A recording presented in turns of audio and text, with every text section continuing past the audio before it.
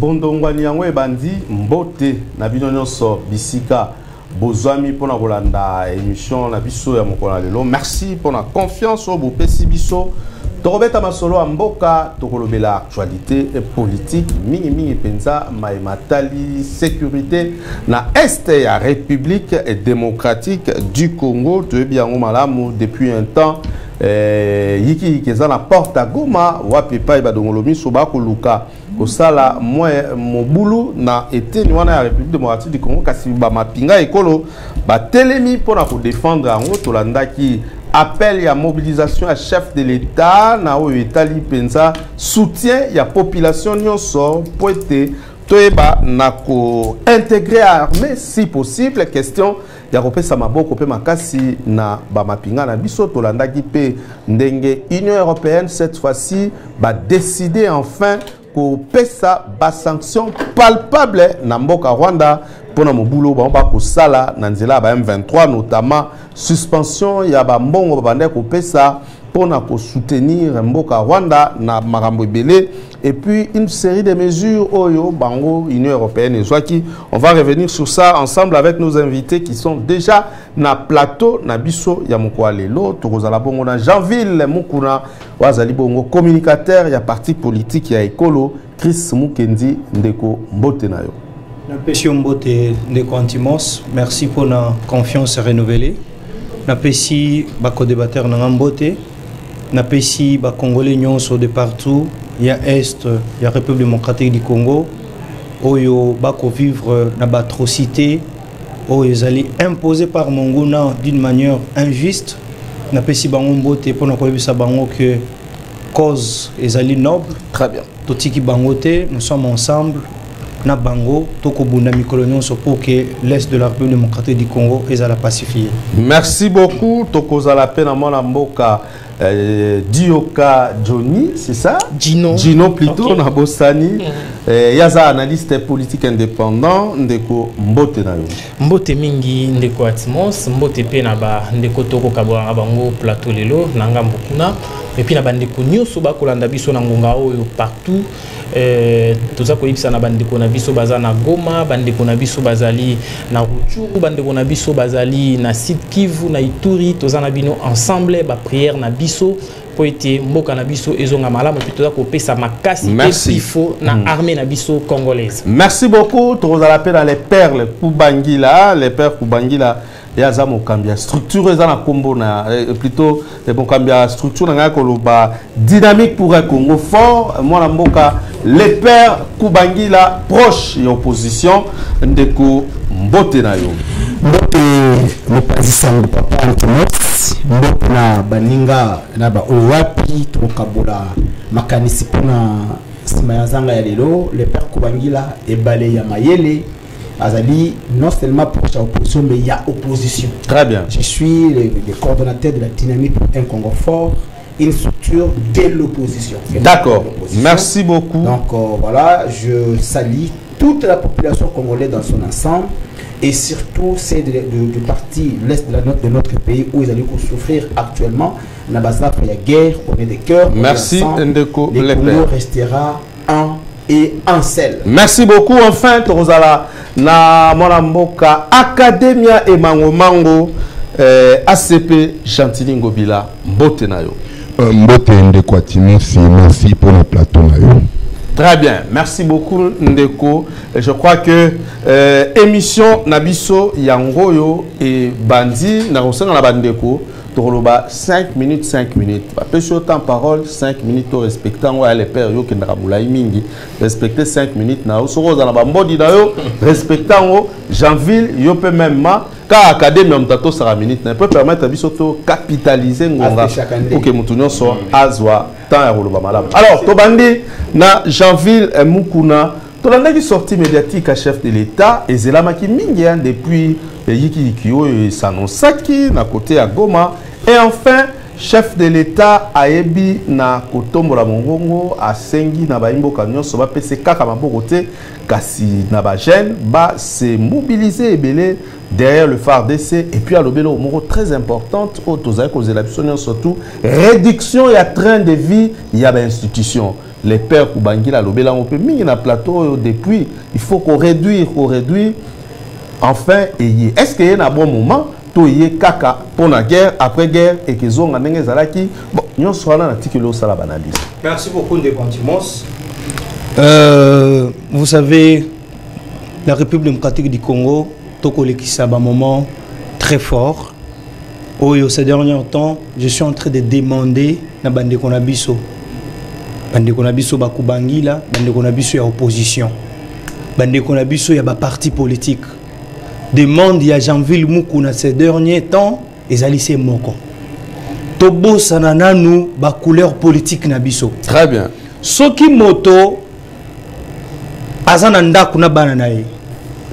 Et que moko ya bana fongoli porte nyoka koti Ndekontimos. Toko banananu ko gangela moto ya fongoli porte te. Toko bomananu nyoka. Tout à fait. Nyoka kufi poso totiki nyoka. Tokeye pa mwana tobandi ko ebiseke yo moto fongoli porte bongo biso to stolala ki. Nyoka o continue ko swa batu et ko mema batwana na liwa et ko mema batwana na hôpital. Donc toko bomananu nyoka to boake libanda après to kangi porte to bandi ko gangela sika mwana.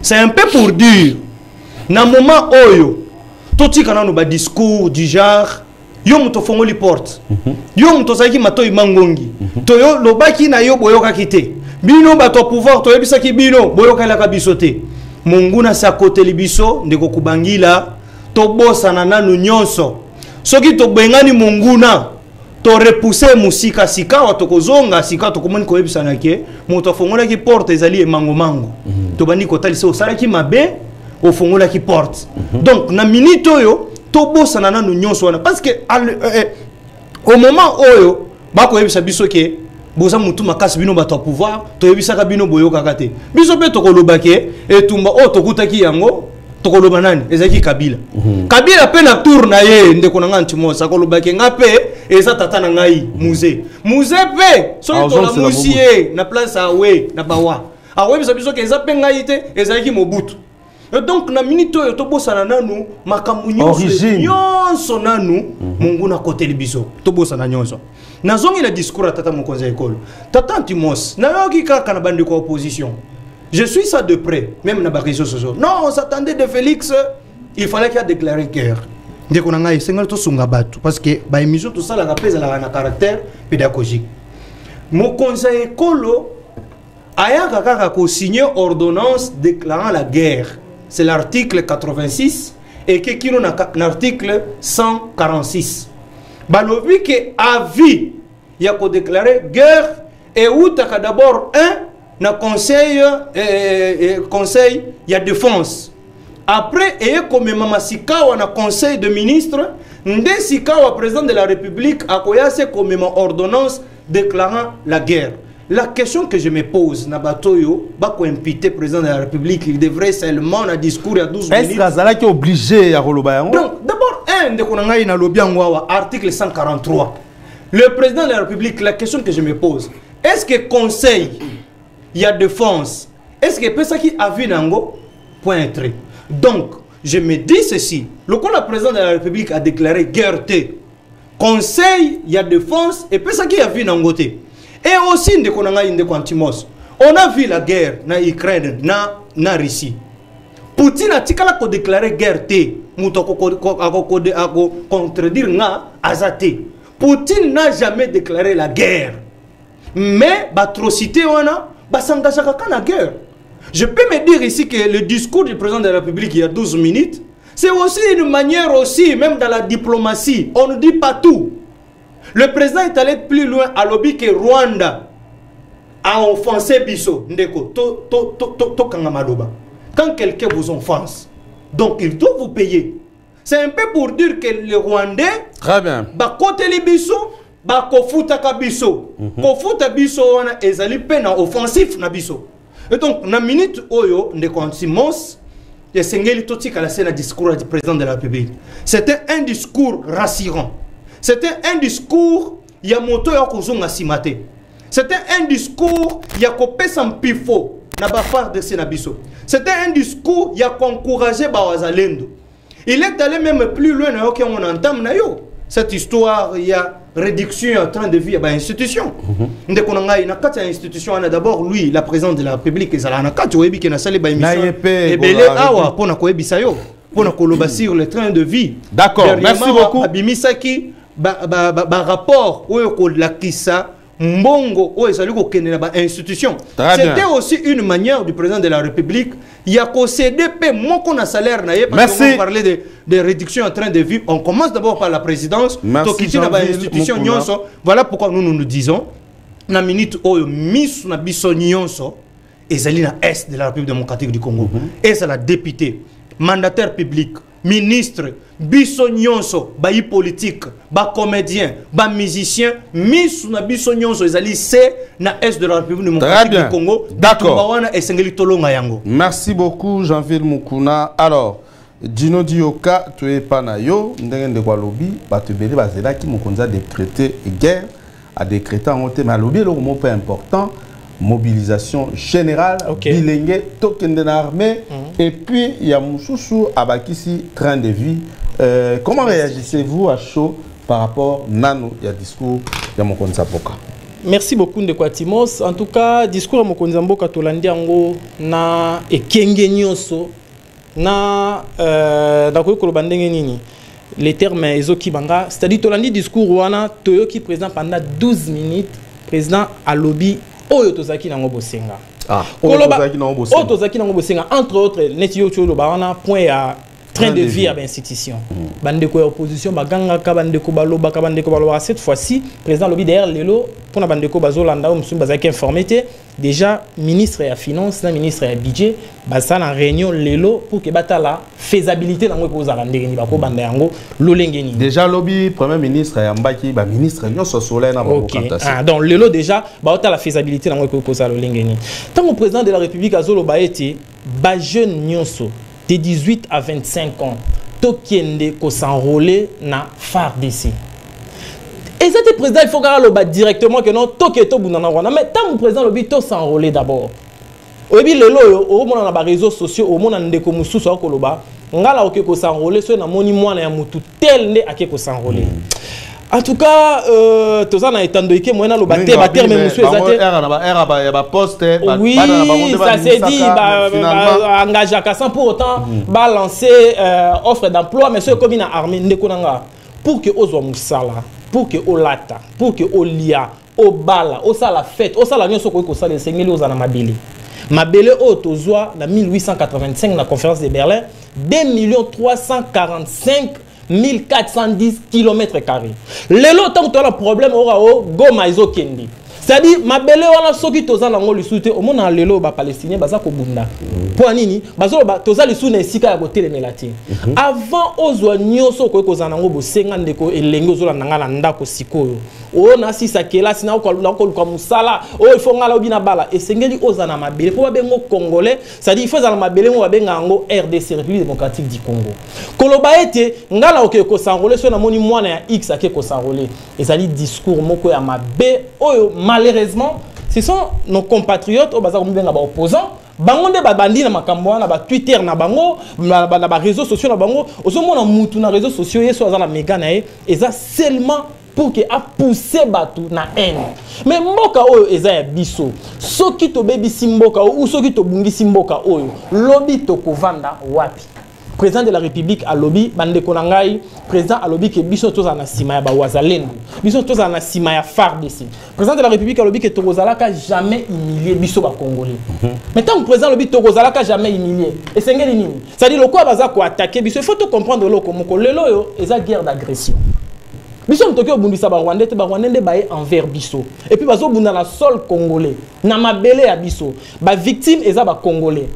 Bao bako kufa biloko eza kobeba ba meuble bandako et tout ça o eza kobeba eza ya biso na Congo bango na mboka na bango kimia ezali eza kosenga tout pousser bango tozongisa bango epai na bango soki tokoya ko tala en deuxième lieu peut-être ndeni ya o côté pa na bango on verra mais pour le moment o eza prioritaire pour na biso na RDC ezali ya kobimisa monguna libanda ya territoire national na biso mboka na biso ezonga na kimia omoni loto za koloba yango peut être na facilité bande ko ok musala de ko ok kela si muna mutazo vaquer na ba occupation na po te tozo ka goma on attend monsieur za musika mais bande ko baza ko vivre yango de près bande ko baza ko mona yango mama na ya kufi papa na ya kufi mwana na ya kufi ozo mona na niveau que mutolobi baza na ebembe na ndako mais bazo ebate ba ko kunda nde nini bakeka na simanda ko basa libulu vite fait bache okoki comprendre batouana bazo vivre na atrocité ni bande ko na moment otozali eza moment ya unité eza moment ya réarmement moral eza moment ya sensibilisation eza moment te muto ya biso ko kende tenga na moni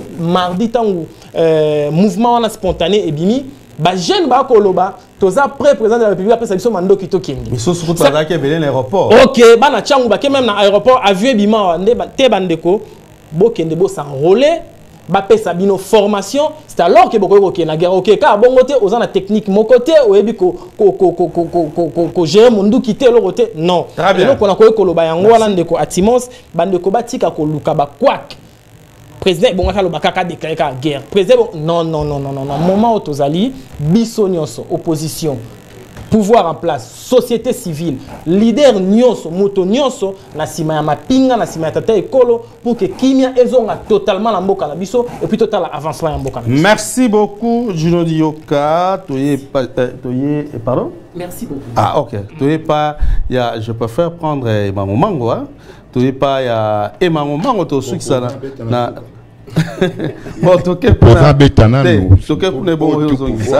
Très bien. Tu n'avez pas les perles pour bagner là. Il faut déclarer que Facha Loba. Finalement, Facha Lobi, alobeli réduction et train de vie. Fachi, alobeli ndengeni balimba sala pour mettre fin na likamba guerre oyo.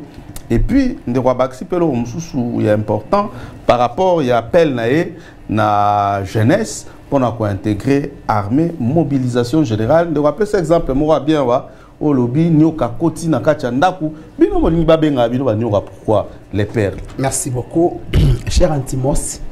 Bandeko o 6 ans d'Iran, batimoli libulu ba kosa ndeko Félix, bandeko o mona oyo. Vous savez hein, Balobaka, mieux vaut être seul que d'être mal accompagné.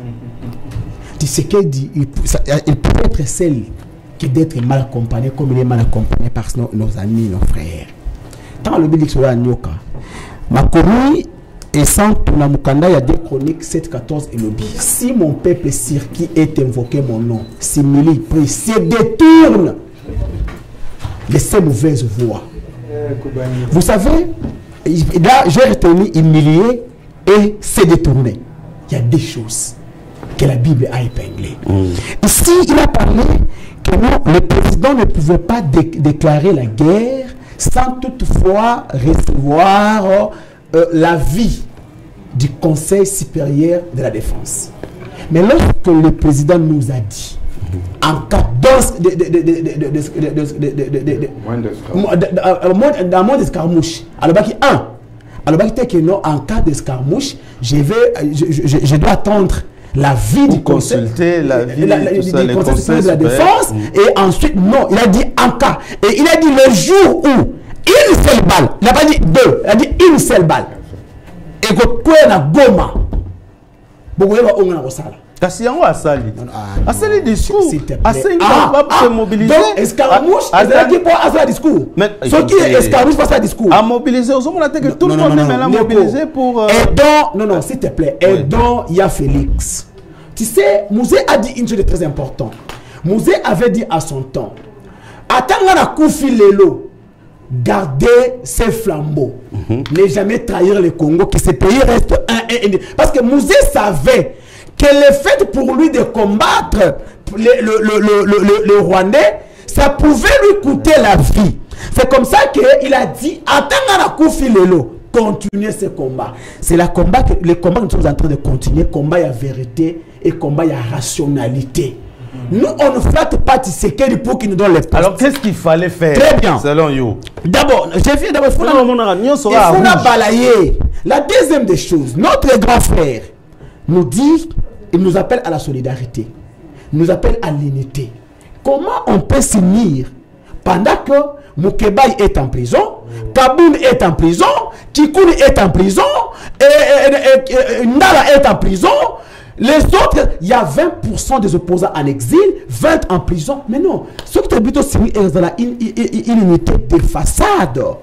Martin Fayoulou, aigle national, le président élu, à son temps, avant les élections de 2023, il dit, nous devons nous mettre autour d'une table, parler de la réconciliation, de la vérité et de la cohésion nationale. Papa. Bon, ok. Ce qu'on a mis, on est plutôt la cohésion. C'est ça qu'on a dit. Après, ce qu'on a dit. L'appel de Fayoulou, c'est pour le poste. Mais l'appel de Tshisekedi, c'est pour bouter les ennemis dehors. Mais c'est contradictoire. Vous n'aidez pas Tshisekedi. Or, à son temps, si Tshisekedi pouvait écouter Martin Fayoulou, on ne sait, on ne sera pas là. Fort malheureusement. Mais ici, on le dit, il y a réduction à train de vie. Moi, je rentre toujours en arrière. Jean-Marc Kabound, député national, premier vice-président de l'Assemblée nationale. Alobi à l'Assemblée nationale. Alobi, tout ça, la réduction à train de vie à 30%.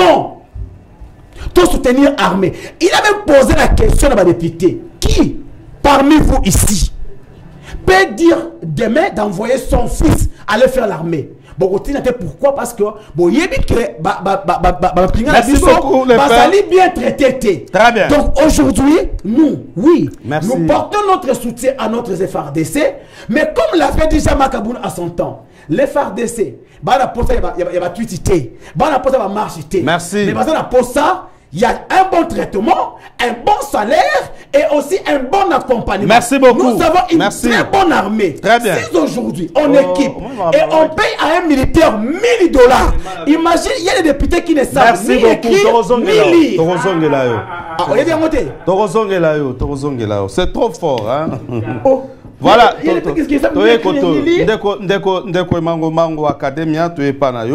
Pour réagir na likambo, ils ont divisé déjà plateau par rapport à discours à chef de l'État. Ndeko lobby pour naé et au salama na moment isengela quitté parce que et bela biloko ya lobby eza o batbande ko zelate et puis a évoqué maramususu esi loba maraka la me batiaka en application te malobe pa na yo. Merci Ndeko nanga ya Timos encore une fois Ndeko lobby nga na se chaka yango na kantaka avant et c'est qui singai na rappelé yo zande na discipline na plateau contraire nanga na za discipliné na plateau donc c'est simple c'est normal non. Est-ce qu'il y a un bon, on a retiré aux disciplinés, mais qu'on qui s'est minute au PCOT. Et surtout qu'aux alliés Mossal et Anzambe, soi-disant. Oh, est-ce que tu peux appeler soi-disant? Mais aux alliés Mossal et Anzambe, tende qu'on a gagné aux discipliné. Bon, allons-y. Choisi par Dieu, l'ennemi de Dieu. Ok? Retirons, s'il vous plaît. Je dis pas soi-disant. Nalobini, Nazam Mossal et Anzambe, soi-disant. On peut blaguer avec la politique et non l'œuvre de Dieu, s'il te plaît. Bon, laissez-moi avancer. Laissez-moi avancer. Il y a ceci. Dans discours, contexte où le président de la République a eu là qui discours, c'était quoi? Non, non, c'est il y a un frère, Nabilo Kwanana Komate. Il y a un pasteur. Tant que Nena Lombango, il y a Boya ou Ibanga minute. Contexte où le président de la République a eu là qui discours, et ça qui contexte où déjà, tout Kotaki na epumba. Alors, il fallait maintenant, en tant que commandant suprême, je dis bien, Tolongo, la président de la République, en tant que commandant suprême, il devrait venir dire un mot à sa population. Et Sengeli Aebisama Pinga, Nayepe, Momoko, ne Ayela qui discours. C'est pourquoi, Oyalandi discours Nae Malamu, il va comprendre, ou il a compris vite que le chef a martelé sur 3 points. Qui était le premier appel à la résilience et à la résistance. Deuxième point, Ezaki a appel à la mobilisation. Et le troisième, c'était appel aux entreprises privées, disons, ou privées. Et appel à la résistance ou à la résilience à Walobakinini. Et Sengeli biso nyonso tos mitia et sikamoko poto bouté ennemi dehors. Est-ce qu'il a menti? Et Koubangila, et Martin Fayoulou, et Sessanga, et tous les autres, et moi aussi, biso nyonso toza na posa te ke baboto la biso mboka parce que c'est oyazo bundisa biso c'est qui, c'est les Rwandais. Deuxième point, à la mobilisation, tout à fait normal. Même opposant, Fayoulou a fait ça. Kabila a fait ça. Bazo benga keto batela ekolo na biso. Alors le jeune, papa, maman, nous devons parler le même langage. To bouter encore ennemi de. C'est ça. Troisième point, deuxième point d'ailleurs, tangolobi makambu dans yanina. Avant na troisième point, il y a train de vie. Train de vie, oui, biso tout au bandor déplorant, opposition majorité. Pourquoi le faire seulement la minute? Pourquoi le faire la minute, c'est quoi? Président de la République a belé la caliboso te na discours na emora salaka à l'obango na ba chaque discours qu'il faut train de vie est baissé. Président de la République mbala liboso l'obango te. Peut-être mise en application de et ça les makate. Mise en application et train de vie et ça la PK procédure. Mais pour nangai na lobaki n'attend au procédure coûte zate. Il y a parmi les ministres 5 ministres ndebasi balobi salaire na bango d'ailleurs ba soldango pona déjà un ministre de la pêche, je suis il n'y a pas Bakisami. Il y a finance, il y a jeunesse, il y a Jeanne d'Arc, Jeanne d'Arc, ministre affaires étrangères, la dame Thérèse, madame Thérèse. Donc tout ça déjà Ezabiloko Ezolaksa que le président à ces moments-ci et Sengela qui a ça la discours en Dengwana au lieu à garder silence. Tant que pe ba privé c'est la même chose, ba privé bazapé et Sengeli va participer na kati ya etumba oyo. Tika to ebisa batulika moko es batu belé bazo pêcher nango déjà pe lobami na plateau et bandaki na ndeko nanga Jeanville. Lorsque bango bazo loba le président devrait proclamer l'état de guerre. Mais ndeko nanga, toza déjà na guerre vrai ou faux? Pas officiel. Non, écoutez. Au moni ba piège mosusu ezali na ba relation diplomatique. Oh, il faut peut-être éviter yango. Ba misunde ba yebite, c'est qu'on appelle la guerre officiellement. Là nous sommes en train de défendre notre république, en même temps nous sommes déjà en guerre. Et zo senga teka ba les deux chambres et bon réunissez-vous ma to sengi état de non. Déjà ezo sale mababenga kango na pratique c'est la guerre. Très bien, merci beaucoup. Donc oyo déjà président alinga qui esa le mandé yango wana. Merci. Donc pour Nangaï, le président de la République n'a pas péché et Ndeko Nangaï, président Kolobate, Alobaka moindre escarmouche, Limbi Sangaï, de seconde, pour Alobaka moindre escarmouche, ne directement à quoi Senga. État de guerre, non. Moindre escarmouche à l'Obaka Yango. Mais pour Nakoya Kosenga état de guerre, il faut procédure Wana. Donc, yo aux alamingi naba raccordement frauduleux et belé. Heureusement, na yeba yango lelo aux angesiko lekela. Très bien, merci beaucoup. Mais bon, ça va. Pour continuer, monsieur.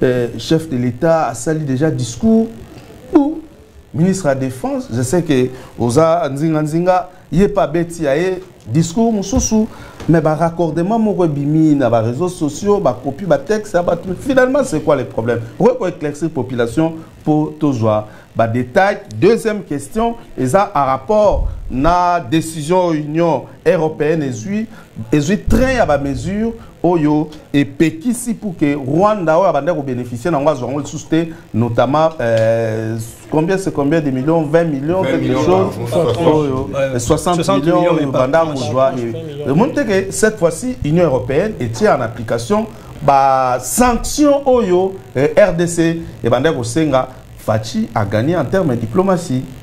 OK. Ndeko Antimos, merci beaucoup. Non, c'est Ndeko Kubangila. Ah, auquel source? Ouais, non, si c'est ça la minute là. Très bien. Oyebi na bandaki boye na lobaki na entame émission que na minute toza tobo sanana no Martin Fayulu. Tobo sanina nous cohésion nationale.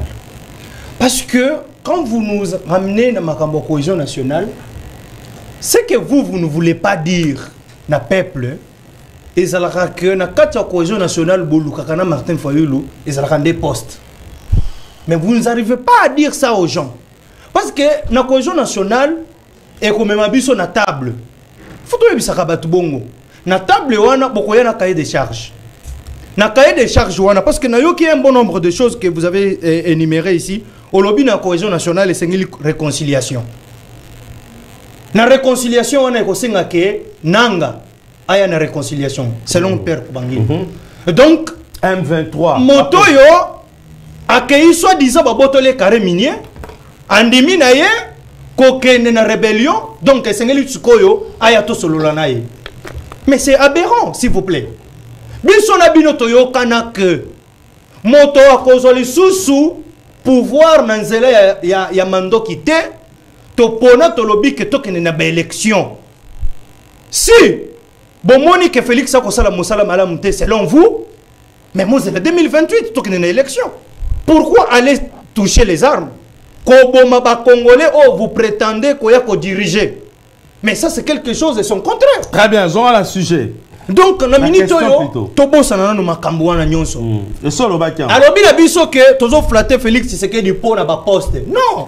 Tozo a flatté Félix, c'était. Tozo a laissé le régime, oh, yo, to travailler, ce qui m'a baisali. Contrairement au régime passé.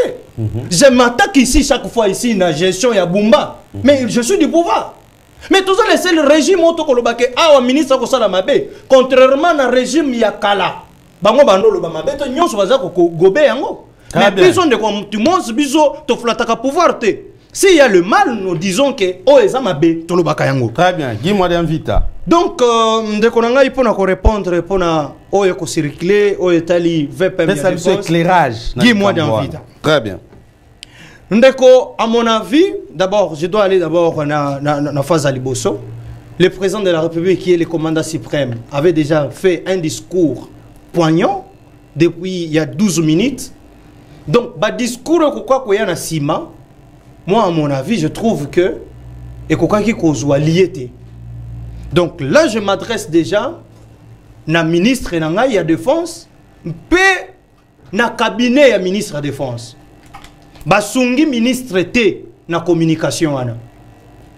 Donc ici je martèle pour dire que discours il y a VPM ba chargé tout ba conseiller na ye ba conseiller.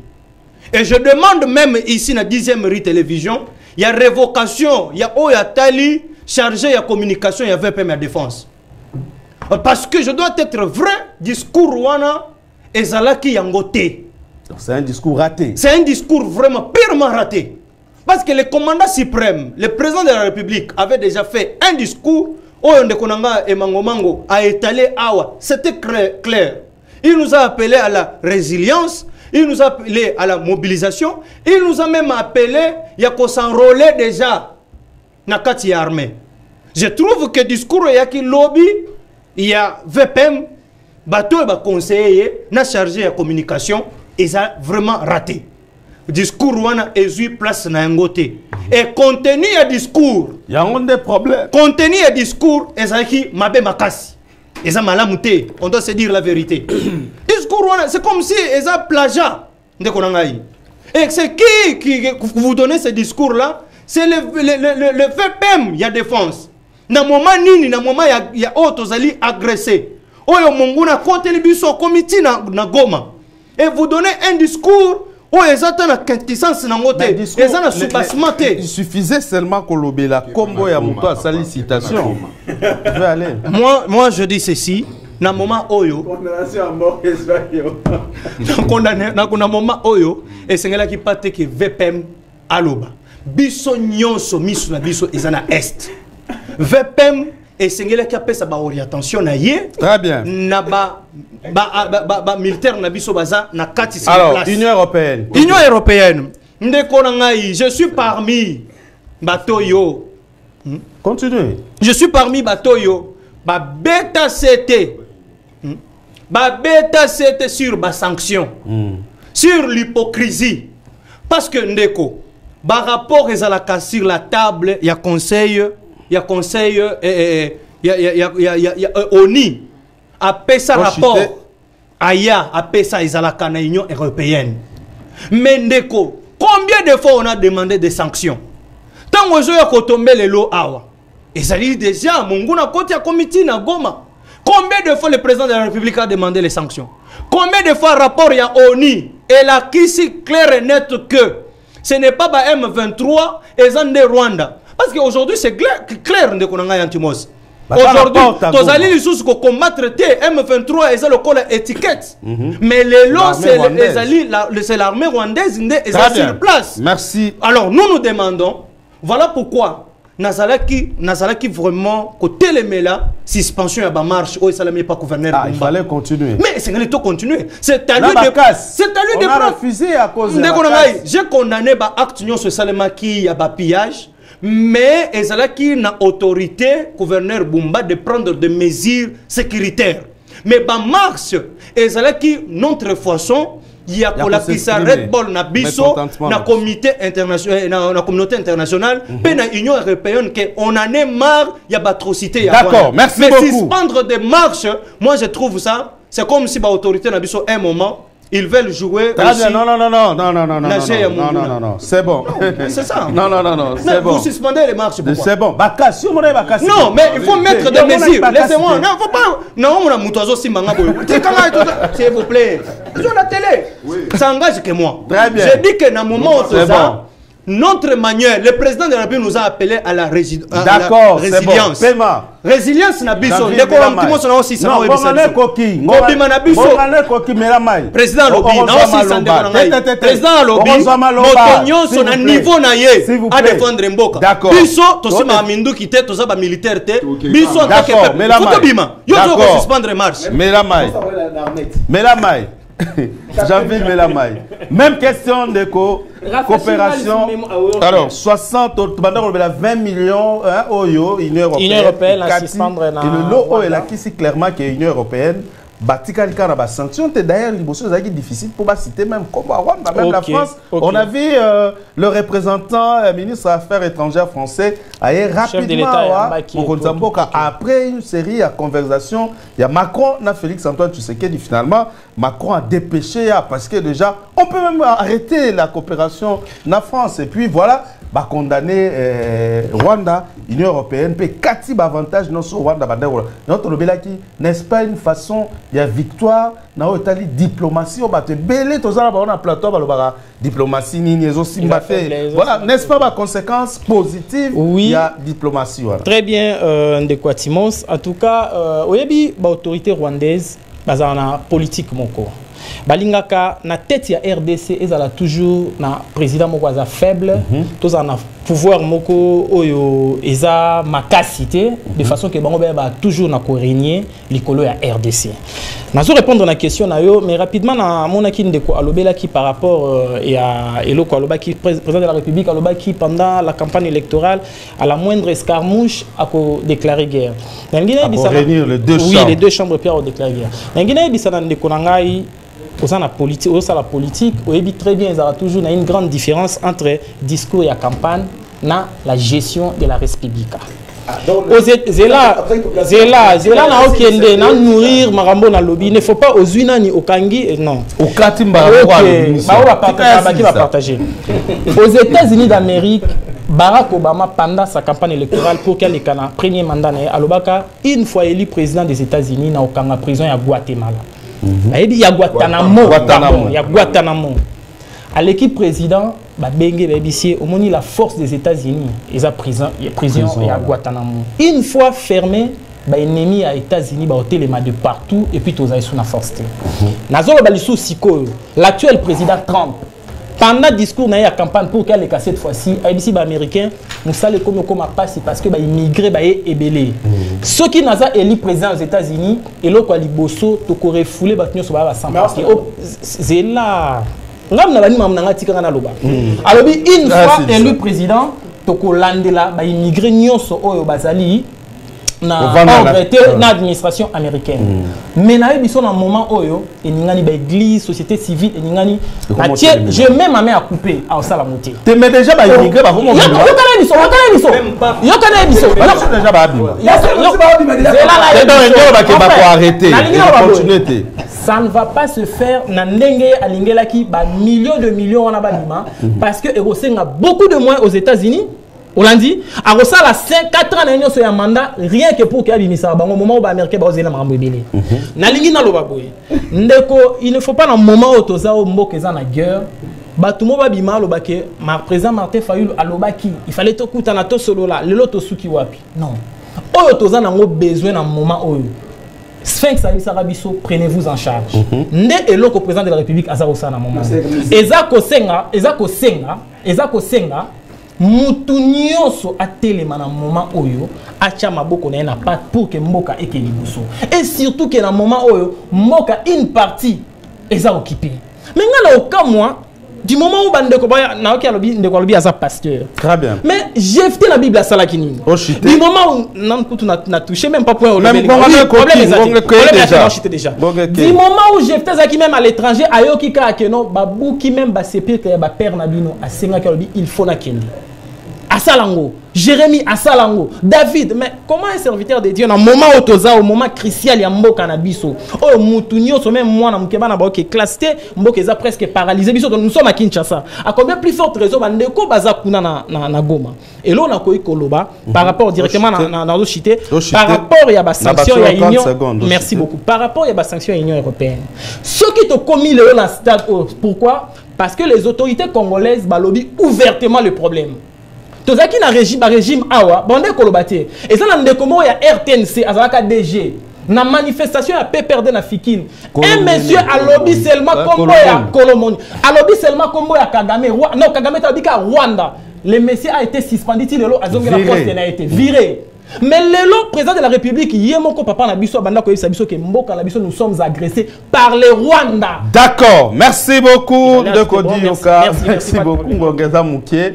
Les perles Kubangila aux Zubilo Konayo, je crois que Maloba Olobeza est sousté, mais la pression quand même Maloba. Merci, cher Antimos. Vous savez, la seule différence entre Bisso, Nabango, Bisso va tout défendre le peuple, Nabango va tout défendre le pouvoir, et Sali Kaka, Nabo, moi va tout le barino, monokona Bisso Nganga. Ndeko, Martin Fayulu est le seul Congolais les plus patriotes après le Mumba et Musée. Je te dis, non, mais je te donne des exemples. Nous savons tous bien, et ça s'est dit, qu'en 2018, on l'avait appelé, il a refusé. Qui l'avait appelé? Monsieur, tu parles, j'étais calme. Fayoul après, 6 à Saint-Sylvestre. Batounion, son abati, il y a eu des pestes câblées de Bocha Bango. Fayoul a refusé. Nous avons dépassé 2016 à 2018, 2 ans. Fayulu a renoncé à son salaire comme député. Aucun Congolais ne l'a fait. On comprend on a regardé le poste. Depuis 1990, on a commencé à être souverain. Badebocha, il est réglé par Etienne Tshisekedi. Ce n'est pas n'importe qui, messieurs. Combien il a fallu sur tout le faut un respect et puis un tremblement. Ok. La deuxième des choses. S'il vous plaît, Kubangila, s'il vous plaît. On parle de la République, vous m'avez parlé. C'était quand tu parlais. S'il vous plaît. Quand on parle de l'homme cohérent, constant et patriote comme Fayulu, on doit les respecter, messieurs. Mais moi également. Depuis que je suis né, j'ai toujours été dans l'opposition. Depuis que je suis né, j'ai été dans l'opposition. J'ai commencé à partir de Tshisekedi avec mon grand frère Tshisekedi. Il est au pouvoir. Comme je n'étais pas d'accord avec lui en 2018, je reste dans l'opposition. Mais bien, la transhumance. C'est ça qui prouve que nous, on est constants. L'écho. Heureusement, communicateur et Union Sacrée a confirmé que, à la moindre escarmouche, président a causé les populations parce que Ezaki discours il y a campagne. Papa, il n'a pas dit ça. Il faut rejoindre les Cambodgiens. Non, émission Ezaki qui Kubangila olingo baby ça si connaît émission. Ozo baby ça émission. Émission Ezaki to ko za suivi ozo baby ça. Tika ya silisa. Bino pe lobaki. O recadrer. Mais aloba lokuta ta loba. Ndeko lobi awa bien. déformer ma ramba. Non, bon, na bandela. Alors oui, boy. Ndeko Tshisekedi discours wana ya engagé qui période ya campagne. Parce que on se faire élire. Oh là là! Mais est-ce que tu peux te calmer, monsieur? En tant qu'intellectuel. Donc c'est que. Aujourd'hui, les deux chambres n'existent pas. Écoutez, dans la vacance. Même pas en vacances. Les juges de la Cour constitutionnelle, ils ont convoqué la session extraordinaire. Mais maintenant, pour réunir les deux chambres, en fait de déclarer la guerre, ils sont en vacances. Donc la procédure est bien notée. Je vais lire l'article. C'est 143 de la Constitution. Attendez l'article. Décision ezali ya conseil en ministre avis ezali ya conseil supérieur ya défense. Très bien. S'il vous plaît, l'article est là. Vous ne lisez pas la Constitution Tubangila. Ah obangi singa yom to za mayele boyota na Constitution te. C'est ça. C'est quand le bao ya zolo ba bino bo sokola ngo. Y a pas de en réalité awa article wana ndeko jamais atangeli ngaiti atangeli ya Félix. Non atangela ndeyo parce que vous vous attendez bo banoko mise la déclaration ya guerre. Mutu oya la kaka biso que non à la mode escaramouche ezakinga. Oh là là. Donc ayeba constitution je vais te rencontrer. Tika. Mutu oya la kaka à la mode escaramouche ezakinga ibeza ya Félix. Mais t'as que la constitution je vais te rencontrer. Silisa. Calme alors. Ouais, je vais avancer. Donc pour dire que ndeko awa yema le bika que noté il a fait sa conseil population. Non, c'est pas ce qu'il a dit. Na kangi parenthèse. Ça m'a rappelé à l'objet. Tout désinformer population parce que l'émission les gens qui parenthèse. Bazama elle na ye awa ndeko lobi yozo kita trop bas comme ça moi na yebi ma Silisa ngo ngende ndeko. Otika na trop bas. Ndeko lobi awa. 1 minute. Ndeko lobi awa omoni aucun membre a IDPS. Ceux qui vont payer poste à quoi briller. Ndeko lobi de défense.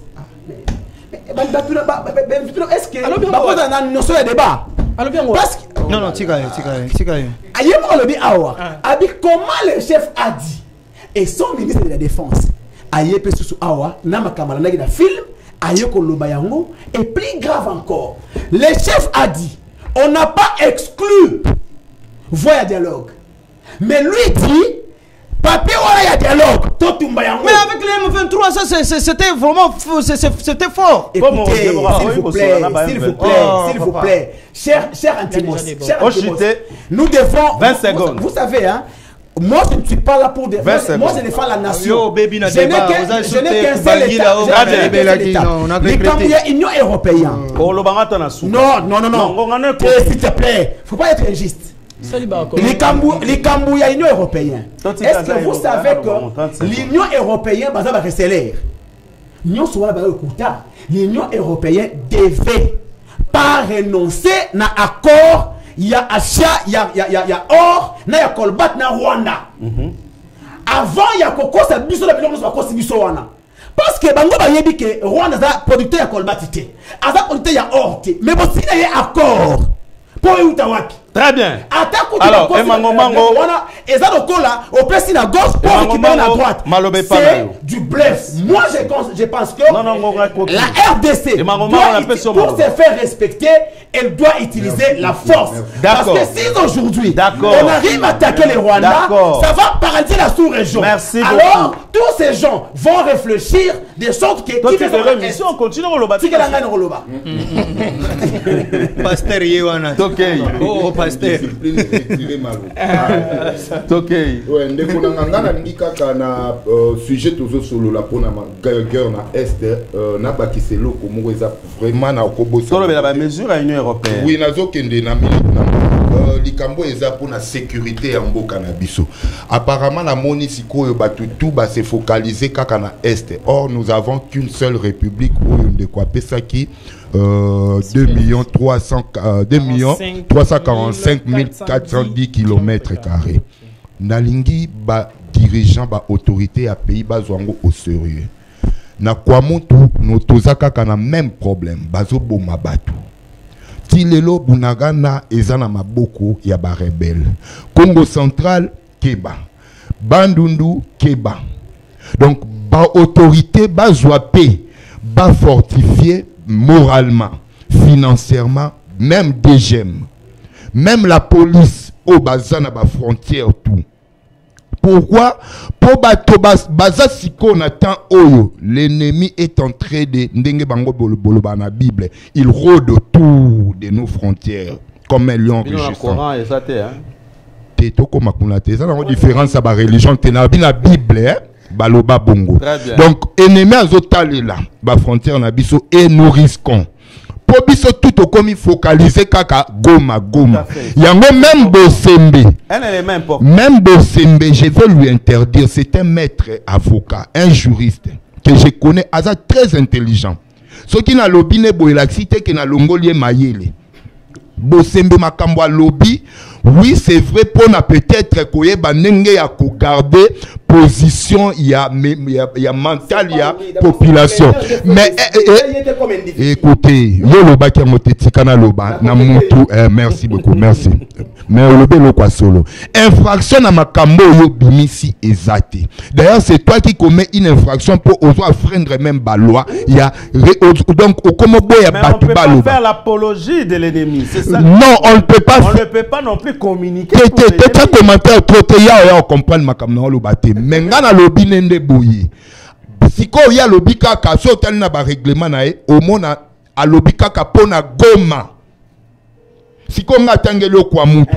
Na tangelo Congo central. Na tangelo Bandundu. Siko ba wana za ba Congo démocratique te.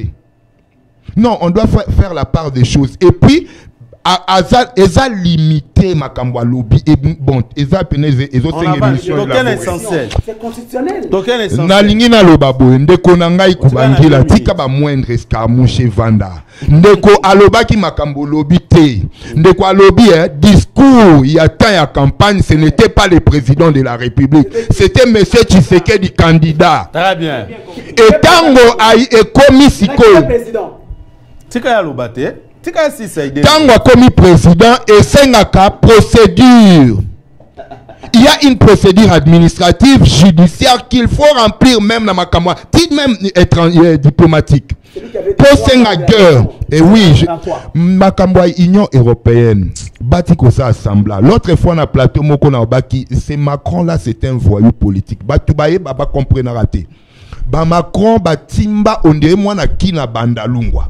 Non mon Macron wana. Pas ça mais la bière. Macron bazoko sabiso tisikoyo et puis je crois l'initiative vient de la France malgré l'Union européenne. Bako sabiso na makambo que non. Banda c'est lango siko combien de fois l'autre ici Bosembe a écrit et pas Bosembe. Ministre il y a justice. N'est-ce pas, Akomaki, ça peut pas sanctions judiciaires. Nous attendons les sanctions judiciaires. C'est ça d'abord, avant tout, suspendre la coopération. Il devrait renoncer, comme l'a dit Kubangila. Basant la coopération, aujourd'hui, la France est forte parce que la richesse démocratique du Congo n'est bango bazo comme forte. Bazo bénéficier nango. Alors, le loba koya e sabiso to suspendre 20 millions par mois tout consort 60 millions bazo ko sabiso batika biso to vendre 20 millions par mois on gagner 1 milliard par jour. Batika biso to vendre. Merci beaucoup. Alors, ndeko parce que ça na micro mot de la fin na yo.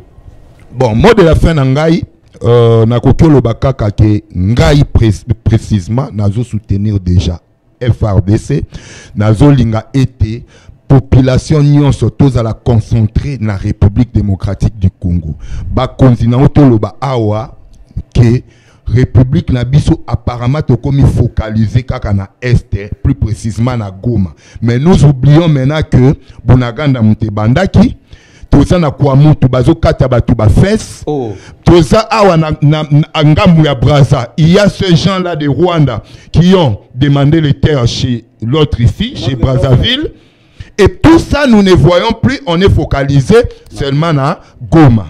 Yango nazo senga ba konzi encore une fois, soyons vigilants.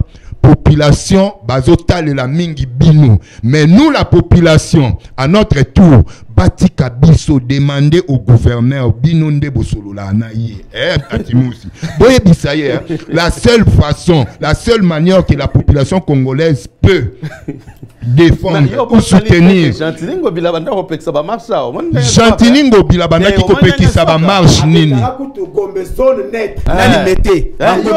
wana na une décision anticonstitutionnelle wana na koma na débat mususu na Daniel Bumba c'est wana na koma na débat mususu to bimina contexte tozali contexte yoku to comprendre ba contexte okoma muninga donc merci beaucoup pour la émission.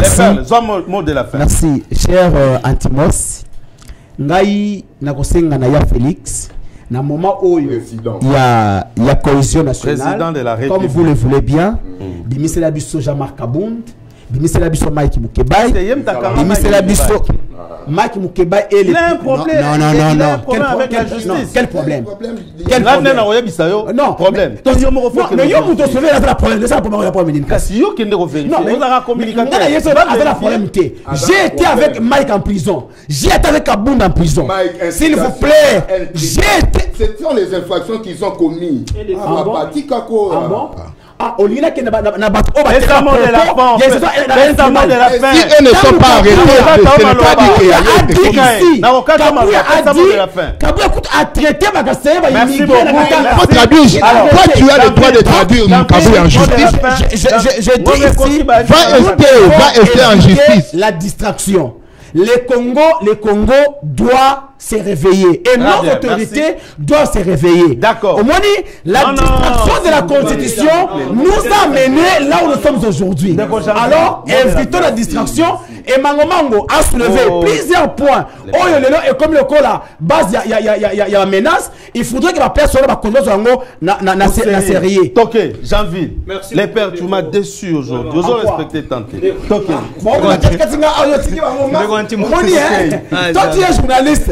Tu n'es pas de l'union sacrée. Tu es journaliste. Je suis de l'union sacrée. Oui, non, mais c'est ça. Ne me jugez pas, c'est mon plateau, papa. Nous sommes tous invités. Au Kiti vraiment trop bas. Les lots n'a retrouvé aussi. Oui, les lots n'a retrouvé aussi. Les lots Penza n'a retrouvé aussi. Même la population. Ndekoantimos n'a aussi ça pour na kolobake. Tozali na école c'est moko ezali la République démocratique du Congo. Très bien. Donc ce qui bandeko kubangila ba kanisa ke biso to na mboka mususu te tozali kaka na RDC. Cause oyo toko bundalelo ezali cause moko noble. Discours ezotika la c'est moko ezali ya ko soutenir chef de l'État, ou le commandant suprême, et aussi armé.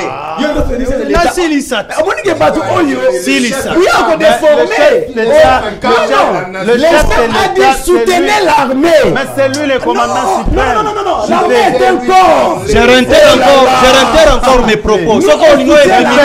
Les pères. Moi, je ne citerai pas le nom de Fayoul ici. Moi, je vais citer le commandant suprême qui est reconnu, c'est Félix Tshisekedi, qui est le président de la République.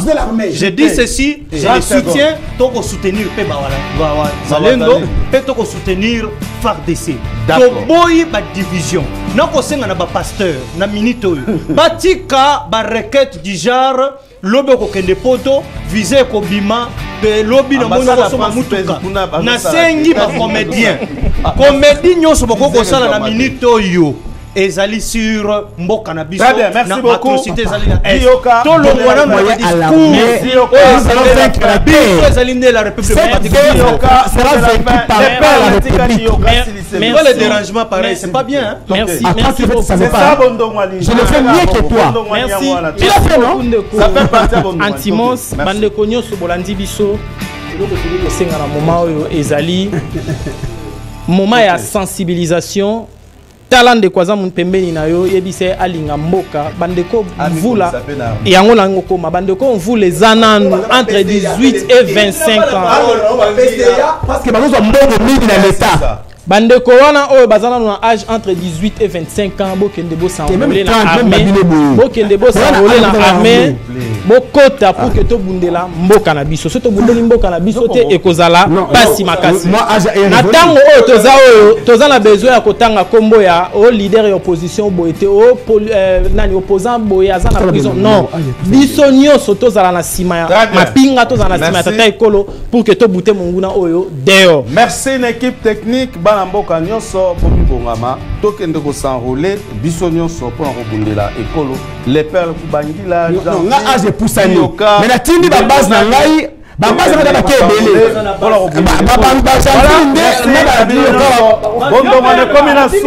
merci l'équipe technique Kokustani mokolo à lundi prochain au revoir. Na tindi ba tele na armée bino ne bokene bino ba jeune.